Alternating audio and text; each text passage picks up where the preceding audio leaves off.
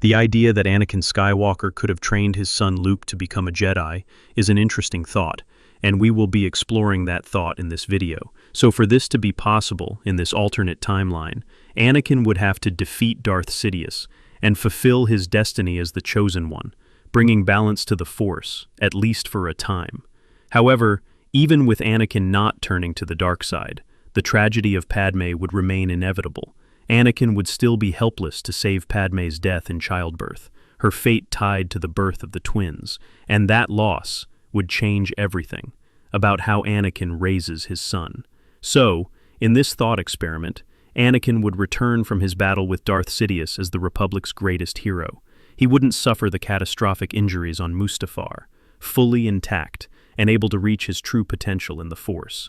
The Council, recognizing his victory and power, would finally grant him the title of Jedi Master, but even that wouldn't heal him.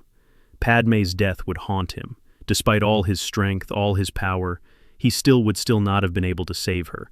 That loss would echo the grief of his mother Shmi, taken by the Tusken Raiders, and it would reignite a dangerous emotional reminder within him. His place on the Jedi Council would offer no comfort to this distress. The cracks in his trust in the Order would begin to deepen further as he searches for a way to resolve these feelings. And that's where Luke's journey begins, not in exile on Tatooine, but as a child of privilege in the Jedi Temple, under the guidance of the most powerful and most conflicted Jedi in the galaxy. Despite Anakin's tense relationship with the Jedi, Luke is accepted into the Order from birth, a special exception made due to Anakin's unmatched status as the Chosen One and hero of the Clone Wars. This Luke wouldn't grow up on a desert farm, fighting with the Jawas. He would be trained from infancy, within the Jedi Temple, surrounded by knowledge, mentors, and the direct teachings of his father. His potential in the Force would grow exponentially. Raised from the beginning to be the complete Jedi, Luke's power could rival and eventually surpass even that of his father. But Anakin remains wary. His experiences have taught him to distrust the Council's dogma. As a master, he keeps a close watch over Luke, shielding him from the Order's short-sightedness.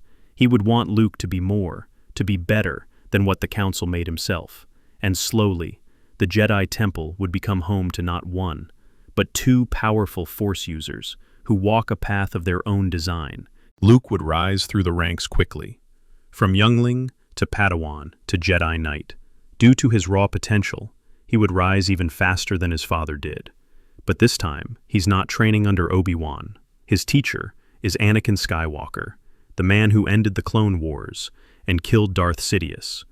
In this timeline, under Anakin's watchful eye, Luke would learn not only how to wield a lightsaber or use the Force, but how to think independently from the Jedi Code.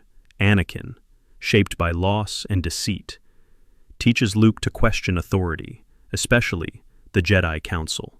In some ways, Luke becomes the Jedi that Anakin might have been, had Qui-Gon Jinn lived.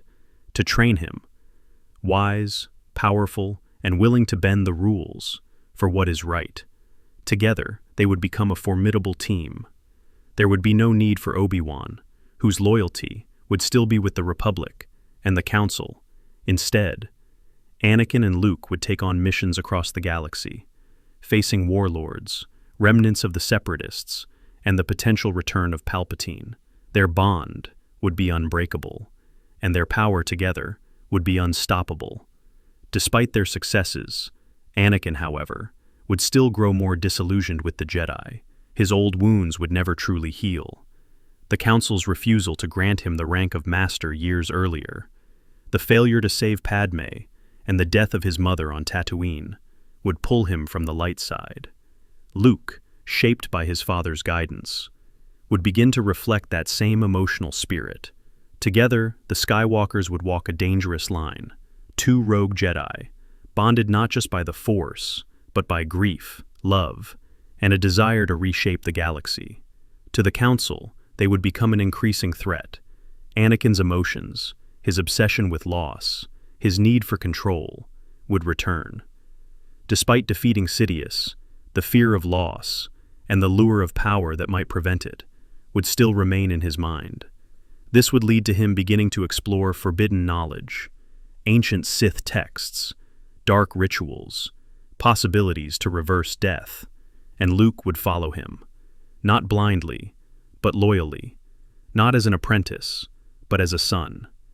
Now imagine the two most powerful Force users in the galaxy, father and son, disillusioned, emotionally driven, and no longer loyal to the Jedi Council. That would be a recipe for disaster. With their strength combined, they could destroy the Jedi Order from within, not out of hatred, but out of sorrow and loss.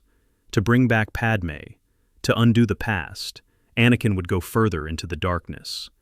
And Luke, shaped by love and loyalty rather than discipline, would follow. Palpatine's fall would only delay the inevitable, because what would come next would be far more dangerous for the galaxy. Two Skywalkers, grieving, powerful, convinced the Jedi failed them. Anakin wouldn't become Vader. He would become something worse, a rogue Force user with no limits and a son to carry on his legacy. Their path wouldn't be marked by anger, but by devotion. And that's what would make them unstoppable. No empire, no rebellion, just a new kind of order, born not from hate, but from love influenced by fear. This is why Anakin, training Luke, wouldn't save the galaxy. It would throw it into chaos. If you enjoy these kind of Star Wars what-if stories, hit like and subscribe. It really helps me grow the channel, and helps me to keep making more videos. Also let me know in the comments what you think would have happened if Anakin trained Luke.